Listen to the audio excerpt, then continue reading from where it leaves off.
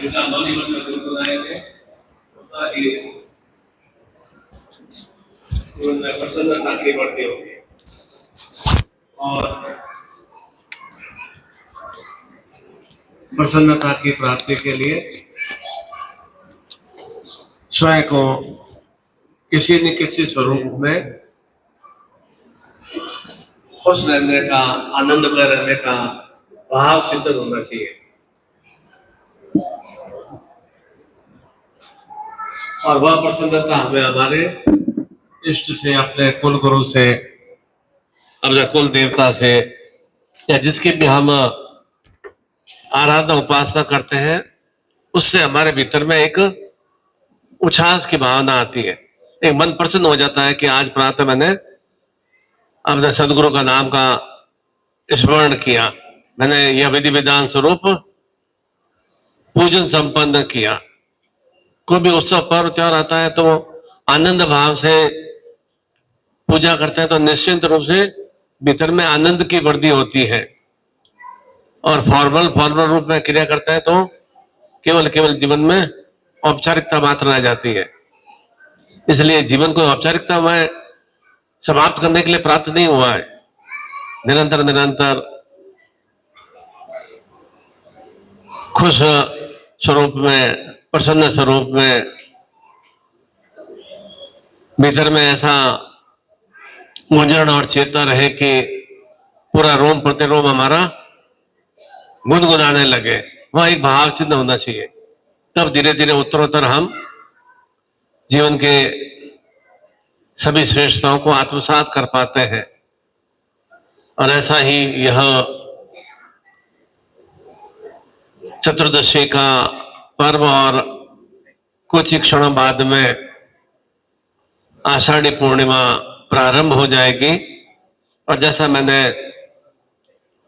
Message में भी लिखा है कि इस समय मुहूर्त से कल मध्य रात्रि तक के बीच में गुरु पूर्णिमा बराबर क्रियान्वित रहेगी। ऐसे समय में, ऐसे शुभ अवसर पर अपने आप को निरंतर हमारे इष्ट से हमारा जुड़ाव हो सके, उनसे हमारी आत्मीयता का चिंतन की वृद्धि हो सके, उसी के लिए विशेष रूप से ऐसे शुभ अवसर पर सात्विक रूप में जो भी हम शक्तियों को आत्मसात करते हैं, उन शक्तियों से हम परिपूर्ण होते हैं। इसलिए बार बार कहा जाता है कि ऐसे शुभ अवसर पर पुनः मेरा एक चिंतन भाव मेरे इष्ट से, मेरे सदगुरु से हो सके, उसी के लिए सबसे बड़ा हमारे पास में वो होता है कि अपने आप को गुरुत्व चेतना से, गुरु दीक्षा से युक्त करना, अभिभूत करना। गुरु दीक्षा का तात्पर्य ऐसा ही है कि जिस तरह से हमारा गुरु परिपूर्ण है, वैसा ही मैं अपने आप को सदगुरु के समान परिपूर्ण कर सकूं, जिससे कि कोई भी जीवन में दुर्गंधमय, सड़ांधमय, मलिनतामय कोई स्थितियां नहीं रहे। इसलिए ऐसा यीशु अवसर है कि पहले अपने आप को सदगुरु से पुनः जोड़ने की, पुनः ऐसा गठबंधन होना चाहिए। बार बार हमारा जुड़ाव होता रहेगा तो निश्चित रूप से अनेक तरह के संताप कष्ट आएंगे तो वह गठबंधन हमारा गुरु शिष्य का, शिष्य गुरु का गठबंधन टूटेगा नहीं। उन्हीं भावों की प्राप्ति के लिए हाथ जोड़ लेंगे, ओम की ध्वनि करेंगे। हरि ओम,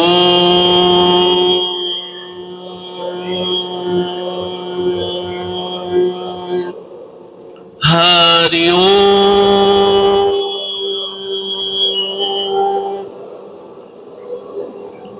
हरि ओम।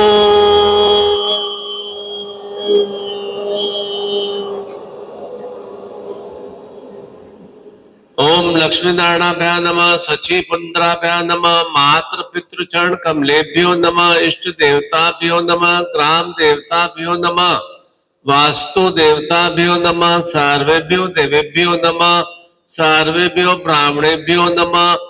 ओम सिद्धि बुद्धि सहिता श्रीमद महागणाधिपत्ये नमः। ओम विघ्नेश्वराय वरदाय शुभ्राय लंबोदराय सकलाय जगदाय नागाय श्रुति कुशुताय गौरी सुताय गणनाथ नमो नमस्ते भक्तार्थी नासा प्राय गणेश राय विद्याधराय विक्राय वामनाय भक्त प्रसन्न वरदाय नमो नमस्ते नमस्ते ब्रह्म रूपाय रुद्र रूपाय नमस्ते ब्रह्मचारिणे अन्याय पूज्याय शांगाय सपरिवार सकलाय सशक्तिकाय महागणाधिपति महायामी संकल्पम कुर्यात। पुनः जैसा मैंने दिन में बताया था कि संकल्प का तात्पर्य मैं उन सुक्रियाओं से युक्त हो सकूं, उन सुश्रेष्ठताओं से युक्त हो सकूं जो मेरे भीतर में मुझे अपने भविष्य में मुझे प्राप्त करना है। वह हमारा एक संकल्प भाव चिंतन ग्रहण करने का, एक उसे आत्मसात करने का, उसी के लिए वो संकल्प ग्रहण किया जाता है और उसके लिए वह शक्ति भी हो। और क्या पता है मैंने शक्ति भीतर में असीम असीम रूप भरी हुई है, उसे उजागर करना है। उसी के लिए सीधे हाथ में जल लेंगे,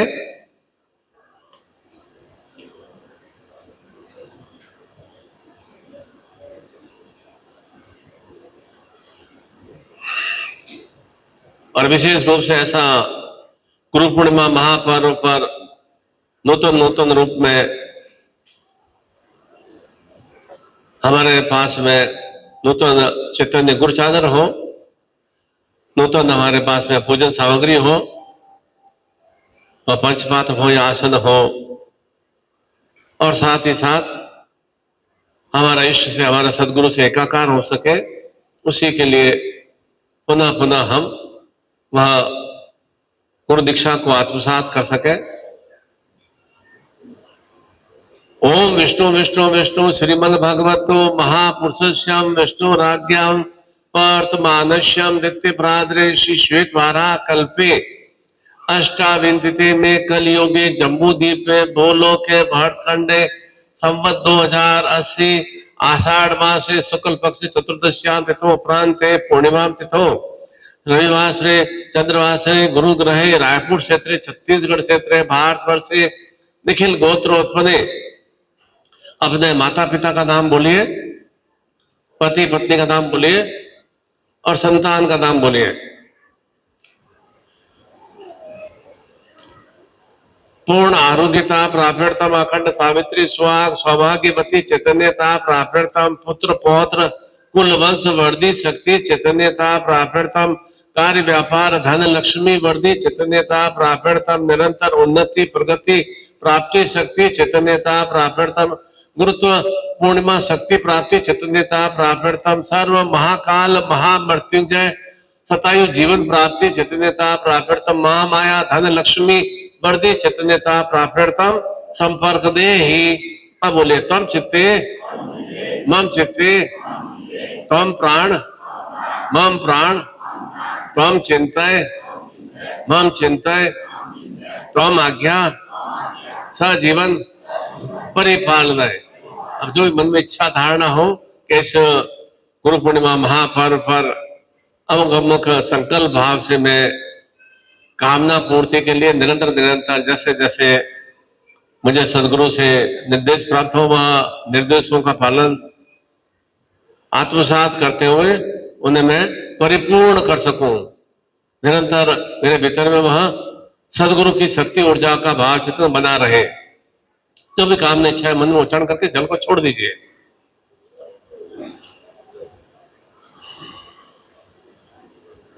आपके पास में यज्ञोपवीत होगा, उस धागे यज्ञोपवीत को खोल दीजिए।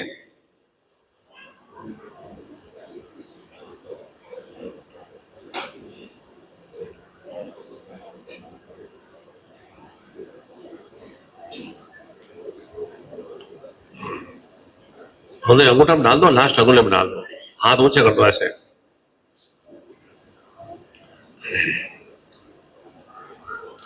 ओम यज्ञोपवीतम परम पवित्रम प्रजापते सहज प्रसाद आयुष्यम अग्रियम प्रति मुंजम शुभ्रम यज्ञोपवीतम बलमस यज्ञोपतिष्यम।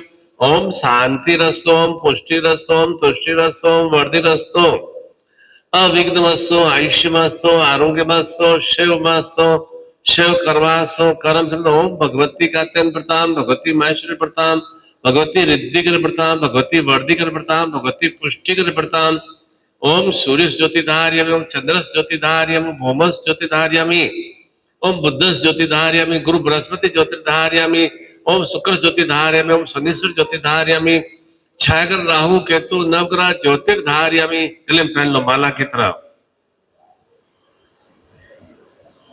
वो हाथ हृदय के सामने खोल दो।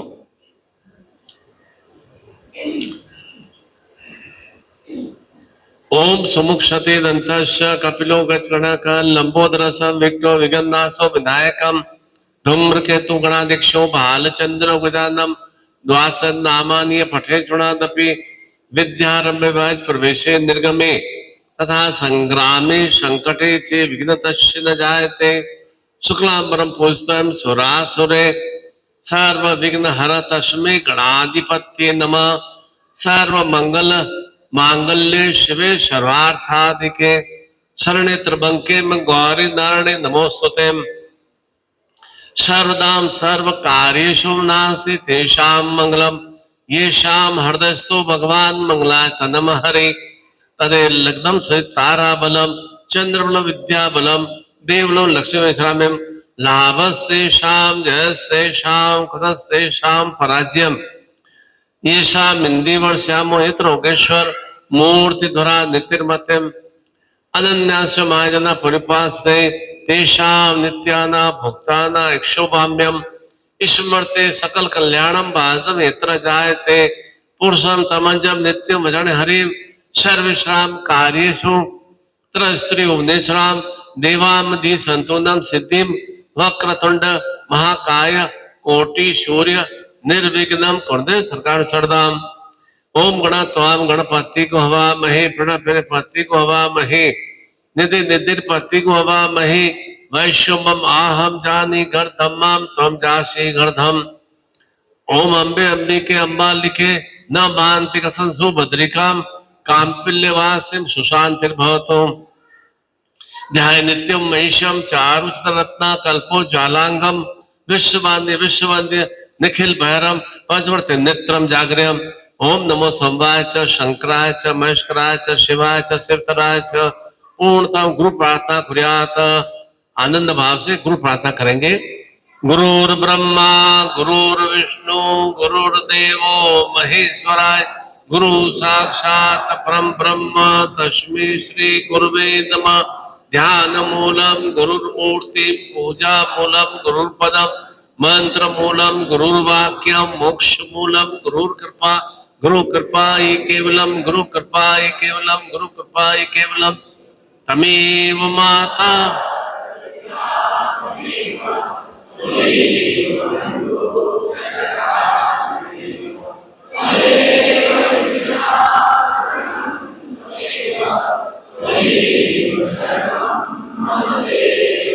पूर्णतः तमेव माता च पिता तमेव त्वमेव बंधु च सखा तमेव तमेव विद्या द्रविणं तमेव तमेव सर्वं मम देव देव। ओम परम तत्वाय नारायणाय गुरुभ्यो नमः। ओम परम तत्वाय नारायणाय गुरुभ्यो नमः। ओम परम तत्वाय नारायणाय गुरुभ्यो नमः। ओम परम तत्वाय नारायणाय गुरुभ्यो नमः। ओम परम तत्वाय नारायणाय गुरुभ्यो नमः। ओम ह्रीं मम प्राण देह रोम प्रतिरोम चैतन्य जागृय ह्रीं ओम नमः।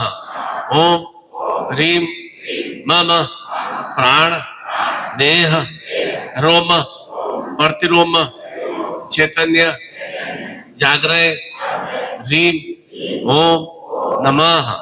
ओम भूर्भुवः स्वः तत्सवितुर्वरेण्यं भर्गो देवस्य धीमहि धियो योन प्रचोदयात्। ओम श्रीम श्रीम महामाया धन लक्ष्मी प्राप्यर्थे नमः। ओम श्रीम श्रीम महामाया धन लक्ष्मी प्राप्यर्थे नमः। ओम श्रीम श्रीम महामाया धन लक्ष्मी प्राप्यर्थे नमः। उन्हें हाथों को आगे चक्र पर हृदय पे स्पर्श करा दो। श्वास सब नीचे रख दो, हाथ फ्री कर दो। पुनः हृदय के सामने हाथ खोल दो।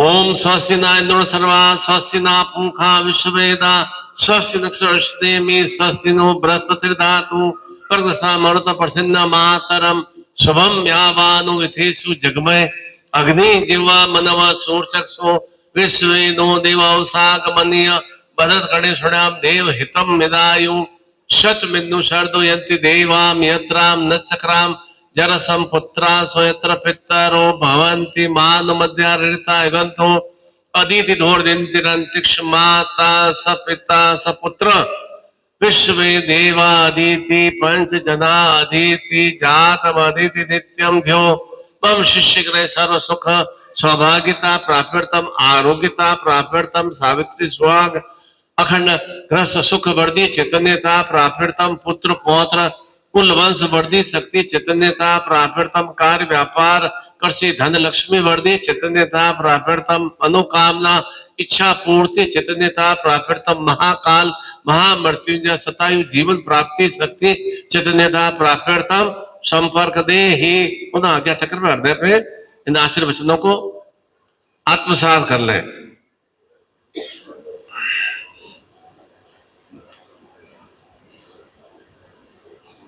और ऐसा शुभ मांगलिकमय अवसर कि सैकड़ों सैकड़ों साधकों के द्वारा गुरु मंत्र का, चेता मंत्र का, महामाया मंत्र का, गायत्री मंत्र का उच्चारण हो रहा है और वह गुंजरण हमारे कानों के माध्यम से, नेत्रों के माध्यम से और आत्मा के सुचिंतन के माध्यम से हम उसे रोम प्रतिरोम में जागृत कर रहे हैं। तो निश्चिंत रूप से जब सैकड़ों सैकड़ों हजारों हजारों साधक इस तरह से एक साथ सामूहिक रूप से मंत्र उच्चारण करते हैं तो उसका कोटि गुना हमें सुलाभ की प्राप्ति होती है और वह सुलाभ हमारे जीवन में जीवंत जागृत में बन सके। केवल गुंजरण के साथ होती है, उस साथ पूर्ण रूप से हमारे भीतर में भी वह नारायण में शक्तियों का विस्तार हो सके, हमारे रोम प्रतिरोम में वह चेतना आ सके। जो भी भीतर में एकदम उद्विग्नता है, आलस्य प्रमाद है या विषम स्थितियां भी हमारे रोम प्रतिरोम जागृत होने पर ही समाप्त हो पाएंगी। और उसी के लिए निरंतर निरंतर वह एक साधनात्मक भाव चिंतन भी रहे जिससे कि हम जीवन में सुसाधनों को, सुसंसाधनों को हम ग्रहण कर सके, प्राप्त कर सके। वह एक भावना चिंतन होना चाहिए। और ऐसा पूर्णिमा प्रारंभ हो चुकी है और हम भी जीवन में हर रूप में पूर्णता से युक्त होना चाहते हैं, अपूर्णता नहीं रहे। जब पूर्ण रहेंगे तो पूर्ण के अंदर और भी अगर पूर्ण मिल जाता है तो वह पूर्ण रहता है और जो आधा अधूरा रहता है तो वह निरंतर निरंतर उसका जीवन बराबर डोलता रहता है। कहते हैं ना, अधजल गगरी छलकत जाए, मतलब आधा पानी से भरा हुआ घड़ा है और उसको सर पे लेके या कंधे पे लेके चलते हैं तो छलकती है, वह अंदर डगमग होती रहती है। तो हमारा जीवन ऐसा नहीं होना चाहिए। निरंतर निरंतर हम हर रूप में देव स्वरूप स्थितियों की प्राप्ति के लिए आए तो हर रूप में हम परिपूर्ण हो सके, वह हमारे भीतर में एक भावना चित्त होना चाहिए। और वह परिपूर्णता ऐसे शुभ अवसर पर अपने आप खुद को हेतु उद्देश्य लेकर आए, उसको नियोजित करने से वे हेतु उद्देश्य हमारे संपन्न हो सकेंगे। और उसी की प्राप्ति के लिए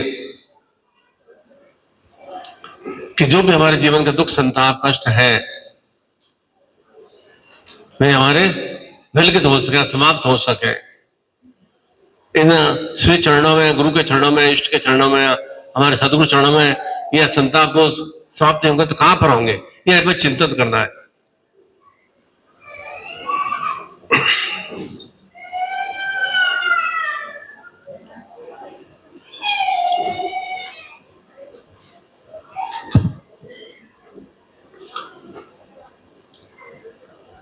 ऐसा ही एक बार शिष्य ने गुरु से पूछा कि गुरुजी, मैं जीवन में बहुत ही हताश हूं, उदास हूं, बहुत ही जीवन में दुख और कष्ट है। निरंतर मैं तो कोशिश करता रहता हूं, परंतु मेरे तो पीड़ाएं कष्ट समाप्त नहीं होते, दुख समाप्त नहीं होते हैं,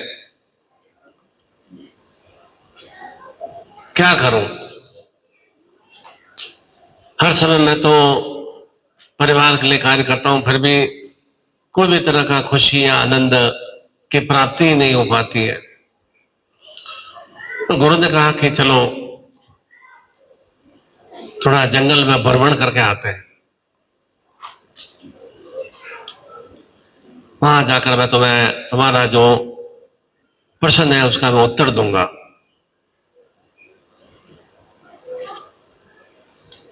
गए वो साधक गुरु के साथ हमें थोड़ी दूर जाने पर बड़ा पत्थर दिखाई दिया गुरु को। उसने कहा कि इस पत्थर को उठा दो, आते सर पे लेकर चलो। गुरु की आज्ञा थी।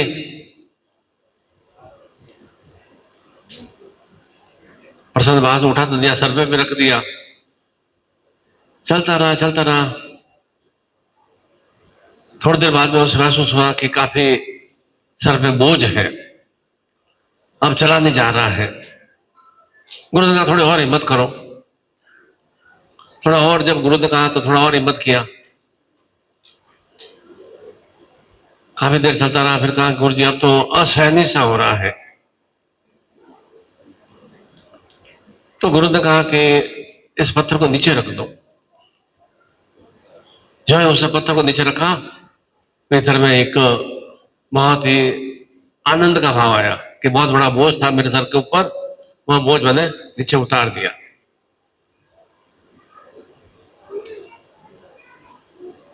गुरु ने पूछा अब कैसा लग रहा है? अब एक आनंदमय लग रहा है कि यही मेरे तुम्हारे प्रश्न का उत्तर है। तो शिष्य ने कहा कि मैं समझा नहीं। गुरु ने कहा कि जब तक हम जीवन में इन दुखों रूपी भार को सर पे लेकर चलते रहेंगे तब तक हमें जीवन हमें बोझ में लगेगा, पीड़ा में लगेगा। हम दूसरों के दुखों को, पत्नी के, पति के, बच्चों के कष्ट पीड़ा को सर पे लेकर बराबर चलते रहते हैं। इसलिए हमें जीवन में आनंद की प्राप्ति नहीं हो पाती है, खुशी की प्राप्ति नहीं हो पाती है। और जो तुमने पत्थर नीचे रखा तो कैसे एकदम हल्कापन महसूस किया। ठीक उसी तरह से जो भी जीवन में दुख कष्ट पीड़ा आती है उनको, ये तो जीवन की क्रिया है, तो चलती रहेंगी, उनको साइड में रख दो। उसके कारण से अपने जीवन का आनंद को आप क्यों खो रहे हैं? कोई खुशी हमें पत्नी से नहीं मिलती है, बच्चों से नहीं मिलती है, या धन से नहीं मिलती है, वह तो क्षणिक हमें सुख प्रदान करते हैं। जितना हम अपने सर का बोझ या जीवन का जो बोझ है उसे निकालने की क्रिया करते हैं, वहां से हमें खुशी प्रसन्नता मिलनी प्रारंभ हो जाती है। और हम ऐसी क्रिया करते नहीं है, पूरा जीवन भर हम खटते रहते हैं, चलते रहते हैं, बराबर हम बोझ ढोते रहते हैं और समाप्त से हो जाते हैं। फिर जीवन में अंतिम अवस्था में सोचते हैं कुछ भी प्राप्त नहीं कर पाए। क्यों नहीं कर पाए? क्योंकि केवल और केवल दुखों को ही ओढ़ते रहे, उन दुखों को साइड में नहीं किया।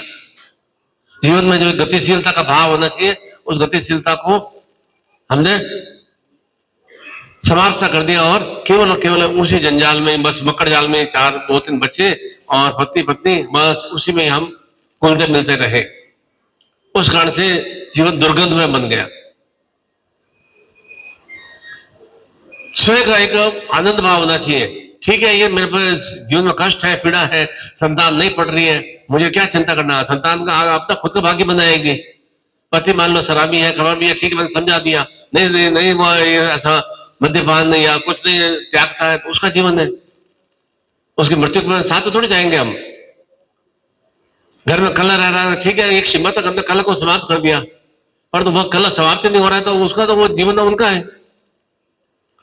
उसके पीड़ा के कारण हम अपने जीवन को क्यों दुर्गंध में सड़ान में बनाए, क्यों मलिन में बनाए? वह चिंतन करना है कि मेरा जीवन है, मुझे किस तरह से अपने आप में सुश्रेष्ठ बनना है और पुनः मुझे अगला जन्म अच्छा, इससे भी ज्यादा अच्छा श्रेष्ठ में प्राप्त हो सके।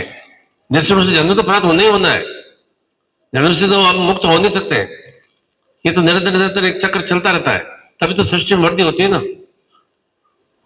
और उत्तरोत्तर धीरे धीरे जो जो जो जो हम सुश्रेष्ठताओं से युक्त होते हैं, त्यों त्यों हम अपने इष्ट को, अपने सदगुरु को आत्मसात कर पाते हैं। तब हमें जीवन में पूर्ण रूप से सड़ान में कुछ स्थितियों से निवृत्ति की प्राप्ति होती है, तब हमें मुक्तता की प्राप्ति होती है, अर्थात धर्म अर्थ काम से परिपूर्ण हो जाते हैं। आनंद भाव के साथ हम जीवन को व्यतीत करते हैं। खाना खा रहे हैं तो भी दुखी हैं, सो रहे हैं तो भी चिंता से ग्रस्त है, सुबह से उठ रहे हैं तो भी इन तनाव है, लड़ाई झगड़ा है, काम पे जा रहे हैं तो भी परेशान होते हुए जा रहे हैं, बोझ समझ के काम पे जा रहे हैं, घर में भी आ रहे हैं तो एकदम बहुत ही उद्विग्न भाव से घर में आ रहे हैं। तो मतलब किस समय आपके जीवन में आप प्रसन्न में रह पाते हैं, ये भी चिंतन करने का भाव होना चाहिए कि इस समय मैं बिल्कुल प्रसन्न में रहता हूं। क्या टीवी देखने से आनंद की प्राप्ति होती है? क्या पिक्चर देखने से आनंद की प्राप्ति होती है? वह चिंतन हमें वह करना है पड़ेगा। वह तो क्षणिक आनंद है कि आधे घंटे का सीरियल देख लिया या 2 घंटे की पिक्चर देख लिया, वह क्षणिक आनंद है, पर जो पीछे समस्या रहते रहता है ना, उससे किस तरह से हमें निवृत्ति प्राप्त कर सके। जो मेरा एक जिम्मेदारी वाला कार्य है वो मुझे कार्य पूरा करना है, बस यह चिंतन होना चाहिए। बाकी सब कुछ मैंने अपने परमात्मा का देश में छोड़ दिया, वहां सबको एकदम चेतना प्रदान करेंगे, उनको गति प्रदान करेंगे, उन्हें वहां निरंतर आगे बढ़ाने की क्रिया करेंगे। मैंने कोई जीवन भर सबका, इन परिवार का, पत्नी का, बच्चों का या संतान का मतलब कोई कॉन्ट्रैक्ट नहीं ले रखा है कि उनको सुश्रेष्ठ बनाना है, ज्ञान चिंतन देना है। और वो ज्ञान चिंतन कब देंगे? जब भीतर में सुज्ञान रहेगा, भीतर में शांतता की भावना रहेगी, भीतर में आनंद की भावना रहेगी, तब हम पति को या बच्चों को आनंद दे पाएंगे। तब हम भीतर में ज्ञान रहेगा तो हम दूसरों को वो एक मार्ग दे पाएंगे। स्वयं तो कुमार्ग में चल रहे हैं और हम बच्चों को सन्मार्ग कैसे दे पाएंगे? स्वयं तो हम अप्रसन्न हैं और बच्चों को ज्ञान दे रहे हैं कि हम सदा खुश रहो, माता पिता आज्ञा का पालन कैसे होगा? माता पिता आज्ञा, हम कितना अपने आपके स्वयं की आज्ञा का पालन कर रहे हैं? भीतर में जो हमारे एक संकल्प का भाव चिंतन है, उसे किस तरह से हम उन्हें पूर्ण करने का प्रयास कर रहे हैं? बार बार मैं संकल्प के ऊपर क्यों एक ऊर्जा दे रहा हूं? ये हमारे संकल्प के दिवस है, ये शक्ति के दिवस है। किस तरह से संकल्प के माध्यम से, शक्ति के माध्यम से हम अपने आप को परिपूर्ण कर सके, पूर्णता से युक्त कर सके, उसी की चेतना की प्राप्ति के लिए कल हम प्रातः मेला में 10 बजे वह विशेष रूप से श्रावण मास तो प्रारंभ हो जाएगा। हजारों बार हमने शिवाभिषेक किया है, पर तो पहली बार हम अपने सदगुरु का, अपने इष्ट का, निखिल महाराज का रुद्राभिषेक संपन्न करेंगे, जिससे कि इस तरह से वह हमारे सदगुरुदेव शिव में शक्तियों से परिपूर्ण है, सहस्र शक्तियों से परिपूर्ण है। वह निखिल में शक्तियां, वह नारायण में शक्तियां मेरे भीतर में आत्मसात हो सके, उन्हें मैं प्राप्त कर सकूं। वह अभिषेक की क्रिया हम उस चैतन्य विग्रह के माध्यम से संपन्न करेंगे, सदगुरुदेव के विग्रह के माध्यम से संपन्न करेंगे, जिससे कि उनका अभिषेक करने से मेरे भीतर में स्वयं का अभिषेक संपन्न हो सके, वह एक रूपता बन सके, निखिल में और मेरे में और निखिल में कोई भी तरह का भेद नहीं रहे। वह हम रुद्राभिषेक की क्रिया कल दिन में संपन्न करेंगे, जिससे कि उस श्रावण सोमवार के इस प्रथम दिवस पर ही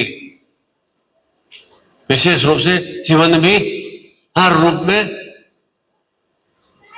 श्रावण में बन सके, उजास में बन सके, आनंद में बन सके, सुश्रेष्ठता में बन सके। उसके लिए क्रिया तो करनी पड़ेगी ना, केवल धोख लगाने से, प्रार्थना करने से तो कोई इन मतलब सदगुरुदेव भी आपको कुछ चिंतित बात नहीं दे पाएंगे। तो एक भीतर में किस तरह से हम अपने आप को उनसे संपर्क स्थापित कर सके। आप कोई मोबाइल पे नंबर लगाओगे, किसी का नंबर घुमाओगे, तभी तो आपसे बात संपर्क हो पाएगी ना। आप मोबाइल पे नंबर नहीं लगाओ और फिर बेटे से बात करनी है, पत्नी से बात करनी है, तो बात ही नहीं हो पाएगी। ठीक उसी तरह से हम अपने गुरु से सामीप्यता को आत्मसात करेंगे तब हमारा उनसे जुड़ाव हो पाएगा ना। केवल प्रणाम करने, दूसरे चित्र से प्रणाम करने से जुड़ाव थोड़ी हो पाता है। इसलिए प्रत्येक साधक साधिका को वहां रुद्राभिषेक की क्रिया अवश्य संपन्न करना है, और विशेष रूप से नूतन नूतन रूप में गुरु दीक्षा से अभिभूत होना है पुनः पुनः, कि जो भी साल भर में 2 साल में जो भी मलिन में भाग रहे हैं उनको और अधिक मैं तेजस्विता से परित्याग कर सकूं, वह एक चिंतन होना चाहिए, उन्हें मैं समाप्त कर सकूं। इसीलिए वह पुनः पुनः हमें गुरु दीक्षा से अभिभूत होना चाहिए, जिससे कि पुनः नूतन रूप में नूतन नूतन रूप में एक उदास में स्थितियों की प्राप्ति हो सके, चैतन्य में स्थितियों की हमें प्राप्ति हो सके, वह एक भाव चिंतन होना चाहिए। थोड़ा प्रयास करना पड़ता है, कोशिश करना पड़ता है, और जो कोशिश करते हैं उन्हें सफलता मिलती है।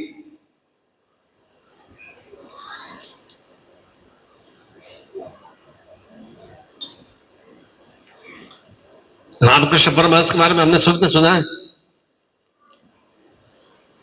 कैसे मतलब उन्होंने शक्ति को सिद्ध किया, और उनका जो शिष्य विवेकानंद कितना बहुत ही ओजस्वीमय तेजस्वीमय पूरे संसार में अपने आप को प्रकाशित किया।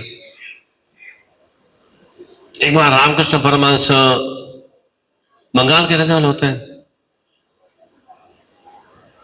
नदी के किनारे खड़े थे, देखा एक मछुआरा जाल फेंककर काफी मछलियों को उस जाल में इकट्ठा कर लिया और नाव में डाल रहा था। साथ में रामकृष्ण साथ में शिष्य भी था। रामकृष्ण परमहंस ने कहा कि इसमें 3 तरह की मछलियां हैं। जो जाल में डालने के बाद में उसे नाव में डाल दी ना, 3 तरह की मछलियां हैं उसमें। तो शिष्य ने पूछा कैसी? एक वे मछलियां जो उन्होंने सोच लिया है कि अब हमारी मृत्यु है, वे अपने आप में हार मान ली उन्होंने, उस तरह की मछलियां है उसके अंदर। दूसरी तरह की मछलियां वे हैं जो चाहती तो है कि पुनः हम जल में जाए और हमें पुनः जीवन की प्राप्ति हो जाए, परंतु उसके लिए वे कोई प्रयास नहीं कर रही। पहले सोच क्या थी मछलियों की कि अब तो हमारी मृत्यु निश्चित है, बस अब हमें समाप्ति है ही हमारा, अब मरने के बाद तो कोई हमारा भक्षण करेगा ही। दूसरी तरह की मछलियां कौन सी? जो कि सोचित है कि पुनः हमें जीवित होना है। तीसरी तरह की मछलियां जो प्रयास कर रही हैं, कोशिश कर रही हैं उस नाव के बाहर निकलने की, और वे प्रयास में सफल भी हो जाती है, वे वापस पुनः उस नदी में समाप्त हो जाती है, पुनः उन्हें जीवन की प्राप्ति हो जाती है। हमारा भी जीवन ऐसा ही है। क्या चिंतन करते हैं? बस अब जीवन मिल गया, ठीक है, अब जीवन में आए हैं, बस मरना तो है ही, क्या करना है उसके लिए? जब तक खाना मिल रहा है खा लेते हैं, मर जाएंगे तो मर जाएंगे, क्या होगा? उसके लिए जिंदा रहने के लिए और अपने जीवन को उजास में बनाने के लिए प्रयास नहीं करते। वे व्यक्ति, वे सांसारिक मनुष्य मर्द समान है। आज दिन मर के 20 साल बाद मरेंगे, 20 साल में 30 साल बाद 50 साल बाद मरेंगे, उनको मृत्यु के समान है। वे उन्होंने जीवन को मान लिया है कि बस जीवन में मृत्यु तो आनी आनी है। अब वो जब से जन्म से मृत्यु तक के बीच में जो समय है उसे किस तरह से आनंद में चेतों से परिपूर्ण करना है, वह चिंतन भाव उनमें नहीं है। दूसरे केवल केवल चिंतन कर सोचते रहते हैं, ये करना है, वो करना है, ऐसा करना है, ऐसे करना है, ऐसा करना है, करते कुछ नहीं है। पहले तो क्या है, बस ठीक है, जन्म मिल गया है, बस शादी कर देना है, बच्चे उत्पन्न कर देना है, बच्चों को जैसा भी कृषि काम मिले, छोटे मोटे नौकरी मिल जाए, थोड़ा बहुत धंधा मिल जाए, कर देंगे, जीवन चला देंगे, बस मेरा पोता पोती हो गया, बस मेरा तो वंश बढ़ गया आगे, ऐसा चिंतन भाव करता है। दूसरे जो चिंतन तो करते हैं, नहीं हमें कुछ करना है, पर तो प्रयास नहीं करते। और तीसरे वे जो कि नहीं, मुझे जीवन में इस दरिद्रता को, इस गरीबी को, इस अंधकार में स्थितियों को समाप्त करना है, वे उसके लिए प्रयास करते हैं और उसमें उन्हें सफलता की प्राप्ति होती है। निरंतर निरंतर प्रयास करते रहते हैं वे, तब उन्हें सफलता की प्राप्ति होती है। हमें भी जीवन में, अब आप खुद चिंतन करें कि मैं कौन सी कैटेगरी में हूं। क्या मेरा जन्म हुआ और मृत्यु को प्राप्त होना है तो कुछ नहीं करने का आपको, ऐसा मुझे नहीं लगता है। ऐसा आपका चिंतन नहीं है। क्यों? अगर चिंतन होता तो आप यहां पर आते नहीं। निश्चित रूप से दूसरी तरह का आप में थोड़ा चिंतन है कि नहीं, मुझे जीवन में कुछ परिवर्तन करना है, पर थोड़ा प्रयास नहीं कर रहे, थोड़ा सा कुछ ऐसे साधक साधिकाएं हैं जो प्रयास नहीं करना चाहते हैं, या प्रयास करने का कल क्या बताया था, डर भय मना रहता है, ये मुझसे नहीं होगा, मैं नहीं कर पाऊंगा, ये मेरे लिए असंभव है, मुझसे ये कार्य नहीं होगा। इस तरह के हमारे नेगेटिव भावना चिंतन भीतर में समाहित रहती है। ये तो मेरे लिए बहुत कठिन काम है, मतलब पहले से हमने अपने आप को हार मान ली, कि हताश मान लिया, नहीं अब ये तो मैं उसमें तो कुछ नहीं कर सकता हूं, वे जीवन में सफल नहीं हो पाते। और तीसरा, वे नहीं अब मुझे इन कोशिश तो करूं, कोशिश करूंगा, एक कदम बढ़ाऊंगा तो आगे तो मैं 99 कदम और बढ़ा देना, कोशिश करूंगा 2 कदम बढ़ा देना, 98 ही बढ़ा देना कदम। कोशिश करने वाले निरंतर निरंतर बार बार प्रयास करने वाले ही सुसफल में होते हैं। इसलिए आप में वहां एक चेतना का भाव है कि नहीं, हमें जीवन में इस मलिनमय स्थितियों से, दुर्गंधमय सड़ानमय स्थितियों से हमें निवृत्ति को प्राप्त होना है, हताश नहीं होना है। आप में वो हताशा वाली भावना नहीं है, उसके लिए कुछ साधनात्मक प्रयास करना होता है, कुछ एक चिंतित भाव करना होता है। और साधक प्रयास करते हैं तो निश्चित रूप से पुनः वापस, क्या बताया मैंने, योग वाली स्थितियां बनती है। जो साधन के लिए हम प्रयोजन कर रहे हैं वो साधन हमारे साथ जुड़ा हो जाता है, तो निश्चित रूप से उसकी चेतना और हमारे जो प्राण चेतना का एक मिलन हो पाता है, तो निश्चित रूप से हमें उसमें सुसफलता मिलती है। इसलिए वह विशेष रूप से सदगुरु नारायण का रुद्राभिषेक की क्रिया हम संपन्न करेंगे, वह महादेव स्वरूप में, वह शिव स्वरूप में, माता भगवती के स्वरूप में, शक्ति के स्वरूप में हमें जीवन में उस श्रेष्ठताओं की प्राप्ति हो सके। तो हमारा एक वहां सामंजस्य और जुड़ा होगा, तो निश्चित रूप से हमारा भी जीवन नारायण में बन सकेगा, विष्णु में बन सकेगा, गुरु में बन सकेगा।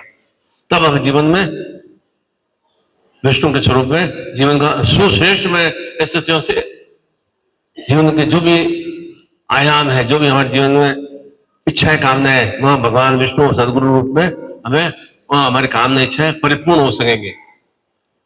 कामना परिपूर्ण करने के लिए संसार में आए हैं, कामना भीतर में होनी चाहिए, इच्छाएं भीतर में होनी चाहिए, और इच्छाओं को परिणित भी कर सके, वो हमारे भीतर में चिंतन होना चाहिए।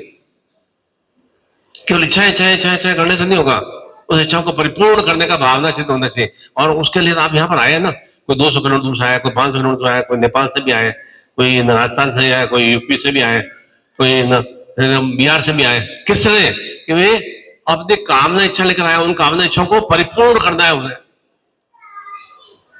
तो उसके लिए जो इतना आप प्रयास चल के आए ना, तो चल के आए तो निश्चित रूप से वह उसको आगे किस तरह से गतिशीलता प्रदान की जाए, वह चिंतित भाव के लिए वह अभिषेक की क्रिया सदगुरु रूप में, नारायण रूप में हम अभिषेक क्रिया संपन्न करेंगे। तो निश्चित रूप से अभिषेक किसका होगा, हमारा स्वयं का होगा। तब हम जीवन में, अभिषेक का मतलब हम जीवन में विजयश्री से युक्त हो रहे हैं। अभिषेक तो उसी का किया जाता है ना, जो भी पहले राजा महाराजा को शीर्ष पद बैठाते थे, या जो मंत्री बैठाते हैं तो वो राज्यपाल है या राष्ट्रपति है, कैसे उनका एकदम उनको शपथ पत्र लाता है, कैसे वो, अर्थात हमने आपको इस पोस्ट पर सुशोभित किया है। तो निश्चित रूप से वो अभिषेक की क्रिया ही है। वह अभिषेक की क्रिया हम संपन्न करेंगे तो हमारा ही स्वयं रूप से हम उस श्रेष्ठ स्थिति की ओर, जो हमारी इच्छाएं कामनाएं हैं, उस कामना इच्छाओं की और हम अग्रसर हो पाएंगे, तब भी हमारी कामना इच्छाएं पूर्ण हो पाएंगी। इसलिए पुनः ये कहूंगा कि वह अभिषेक की विशेष रूप से अभी विघ्न आप अभी प्राप्त कर लेंगे, और गुरु दीक्षा प्राप्त आते ही पहले गुरु दीक्षा ही आत्मसात करेंगे और अभिषेक की क्रिया प्रारंभ करेंगे। मिलने का बाद में क्रिया होगी। जो प्रातः बेला में उठते ही मेरे को पहला गुरु पूर्णिमा का भोर काल है, प्रातः बेला है, और मैं अपने आप को सदगुरु में से सुस्थितियों से युक्त कर सकूं, सदगुरु में चेतना से परिपूर्ण कर सकूं। मैंने निरंतर मेरे भीतर में नारायण तत्व का भाव, ओम भरता नारायण गुरुभ्यो नमः, अर्थात गुरुत्व में शक्तियों से, परम तत्व की नारायण में शक्तियों से मैं परिपूर्ण हो सकूं। वह चिंतन भाव को हमें आत्मसात करने का क्रिया करेंगे, और साथ में वह नारायण का रुद्राभिषेक की क्रिया संपन्न करेंगे उस विग्रह के माध्यम से, जिससे कि उसे अपने साथ में, अपने पूजा स्थान में और घर में रखेंगे। निश्चित रूप से वह नारायण का ओज जो है वह हो रहा है, वह पूरे घर में व्याप्त हो जाता है। इसलिए क्यों कहा जाता है कि पूजा स्थान को साफ सुथरा बना के रखें, रसोई को साफ सुथरा बना के रखें, बाथरूम को साफ सुथरा बना के रखें, इसलिए अपने जो आराम कक्ष है उसको भी साफ सुथरा रखें, जिससे कि पूजा स्थान में साफ सुथरा रहने से वहां भगवान ईश्वर का वास रहता है, तो ईश्वर भी अप्रसन्न भाव से आते ही है। रसोई को साफ सुथरा रखने से घर में गंदगी नहीं होती है, तो अन्नपूर्णा हमारे लिए सुपाच्य में बन पाती है। और विश्राम कक्ष जो भी आराम करते हैं, सोते हैं, तो वहां भी साफ सुथरा हो तो निश्चित रूप से बहुत ही आनंदमय और पूरे शरीर की थकान समाप्त करने के लिए हमें निंद्रा भी आती है और पूरे सपने में नहीं आते। बाथरूम को साफ सुथरा रखने से जो भी भीतर में जर्म से गंदगी निकल जाती है और पुनः वापस हमें गंदगी रूम प्रतिरूम में व्याप्त नहीं हो पाती है। चारों का हमें बराबर ध्यान रखना चाहिए और फिर हमें भीतर में भी अपने भीतर में शुद्धता का भाव आना चाहिए। उसी के लिए भीतर में यहां जो शुद्धता भाव आएगा तो जो भी जीवन का शुद्धता है, जो भी जीवन का विश्व रूपी स्थितियां है, जो भी मलिन रूपी स्थितियां हैं, भीतर में है चाहे जीवन में है, वे समाप्त होती ही होती है। उसी के लिए विशेष रूप से नारायण विग्रह का हम पारद से संपुटित है, उस विग्रह का हम अभिषेक संपन्न करेंगे। और आप जब भी आपका चिंतन भाव हो तो आप सोमवार को, जब भी आपको पूरा 2 माह तक है, 31 अगस्त तक बराबर श्रावण मास क्रियाशील है, जब भी आपको समय मिला, ऐसा आवश्यक नहीं सोमवार सोमवार ही करें, जब भी आपको केवल और केवल 4 बार करना है पूरे 2 महीनों में, और 4 बार से अधिक कोई करे तो भी कोई दोष नहीं है। जब भी आपको समय मिला, आज शनिवार है, आज समय मिल गया, आज कर दिया, किसी भी समय कर सकते हैं, वो भी ऐसा नहीं करें सांध्य बेला में करें या प्रातः बेला में करें। 4 बार आपको, जिससे कि चारों दिशाओं में मेरा वर्चस्व कीर्ति यश की विस्तार हो सके और हर तरह से धर्म अर्थ काम और पूर्णता से मैं परिपूर्ण हो सकूं, इसलिए मैं 4 बार आपको निर्देश प्रदान किया। और उसमें भी क्या करना है, पंचद्रव्य हो तो दही घी शक्कर शहद, वह भी नहीं मिले कच्चा दूध डाल दिया, ओम नमो शिवाय, ओम नारायण नमः, ओम नमो शिवाय, ओम नारायण नमः, ओम नमो शिवाय, ओम नारायण नमः, ओम नमो शिवाय, ओम नारायण नमः करते हुए 21 बार करें, एक माला करें, जैसा जैसा आपका श्रद्धा भाव हो।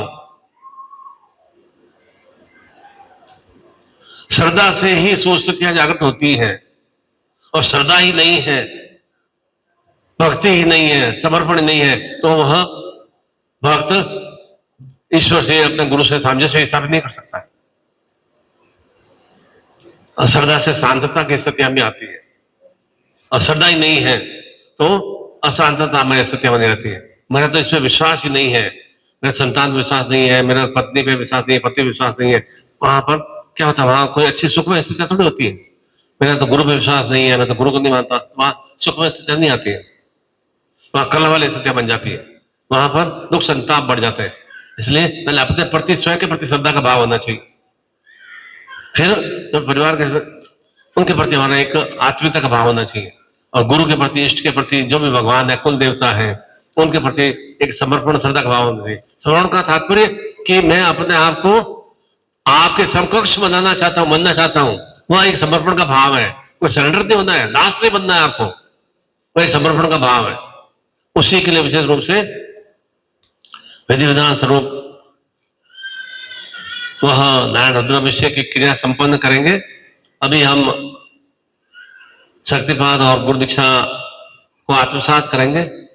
फिर मैं कहूंगा कि चिंतन नहीं करना कि थोड़ा कल गुरु पूर्णिमा है, कल हम दीक्षा ले लेंगे, जो समय मिले, जो शुभ काल मिले उस समय आपको, और उसको थोड़ा आप थोड़ा गिनना चुनना थोड़ा बंद कर देंगे ना, तो सब कुछ अच्छा जीवन में एक बढ़ोतरी होना प्रारंभ हो जाएगी। कल थोड़ा सा कम हो जाएगा, उस समय कर देंगे, उस समय कम हो जाएगा, उस समय कर देंगे। जैसे गांव में गाय बछड़ा उत्पन्न करती है तो पहला पहला दूध निकलता है, कितना गाढ़ा गाढ़ा होता है और वो कितना पौष्टिक होता है। नॉर्मल में तो दूध हमें मिलता है 40 रुपए किलो, 35 रुपए किलो, 42 रुपए किलो मिलता है, और वह दूध 100 रुपए किलो, 120 रुपए किलो वो मिलता है, और गाढ़ा भी होता है। वो हम उसको हम पका के खाते हैं, कितने हमें ऊर्जा की प्राप्ति होती है। ठीक उसी तरह से जब भी गुरु का ज्ञान चेतन प्राप्त हो, उस समय उसको हम दीक्षा से विमुख हो जाते हैं, तो उस समय हमारे जीवन में एक सुश्रेष्ठता प्रारंभ हो जाती है। उसमें आप जो गाढ़ा गाढ़ा दूध में आप पानी नहीं मिला सकते, वो घुलेगा भी नहीं। उसको व्यवस्थित से प्राप्त करके जितना जितना हम उसको सेकते हैं वो बहुत ज्यादा पौष्टिकमय बनता है।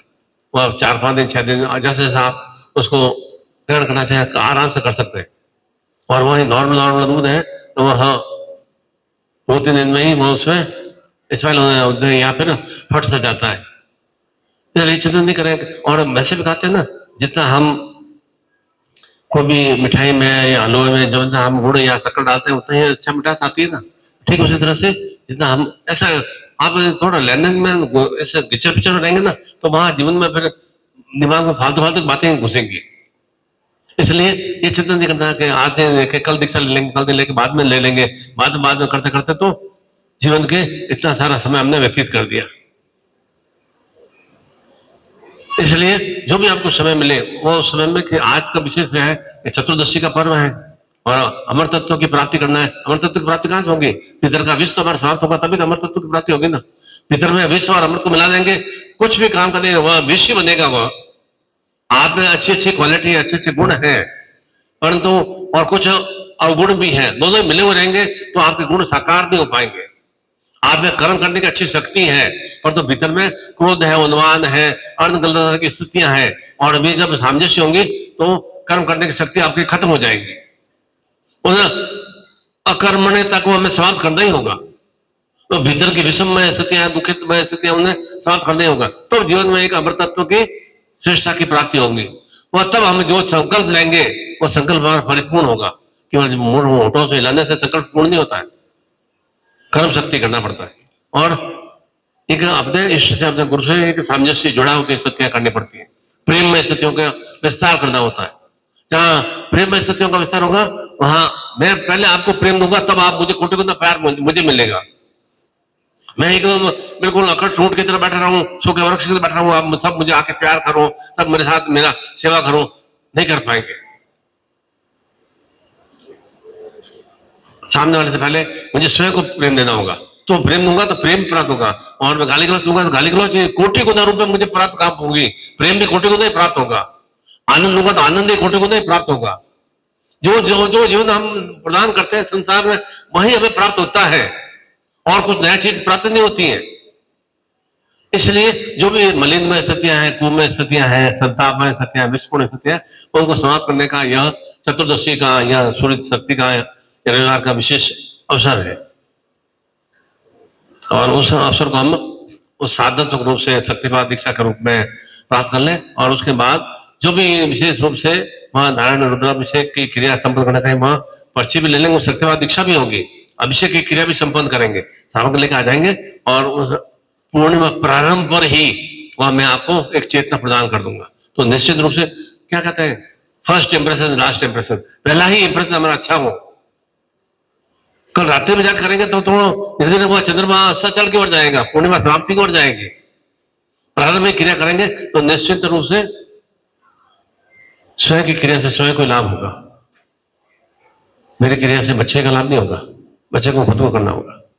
इसके बच्चों को खुद क्रिया करने के लिए जब वे समर्थ हो जाएंगे तब उनको उनके बच्चों को करना होगा।